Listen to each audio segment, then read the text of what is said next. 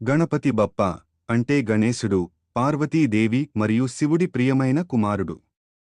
ఒకరోజు పార్వతీదేవి నమ్మకమైన రక్షకుడు కావాలని తన స్నానానికి ఉపయోగించిన పసుపు మట్టితో గణేశుడిని సృష్టించి అతనికి ప్రాణం పోసింది. ఆమె స్నానం చేస్తున్నప్పుడు తన గది తలుపును కాపాడమని అతన్ని కోరింది. ఫ్రెండ్స్, మీకు గణేష్ ఎస్టామ్ అయితే కామెంట్ చేయండి, శివుడు ఎస్టామ్ అయితే సబ్స్క్రైబ్ చేసుకోండి. శివుడు వచ్చినప్పుడు గణేశుడి గురించి తెలియక ఆ బాలుడు అతన్ని ఆపాడు. కోపంతో శివుడు గణేశుడి తల నరికేశాడు.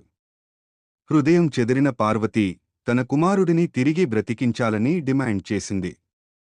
తన తప్పు తెలుసుకున్న శివుడు తన అనుచరులను మొదట కనిపించిన జీవి తల, ఏనుగు తల తీసుకురమ్మని ఆదేశించాడు. గణేశుడు ఏనుగు తలతో తిరిగి బ్రతికాడు. అందరూ ఆరాధించే విఘ్నేశ్వరుడయ్యాడు. పార్వతి తన కుమారుడిని ఆదరించింది. వారి బంధం శాశ్వతమైంది.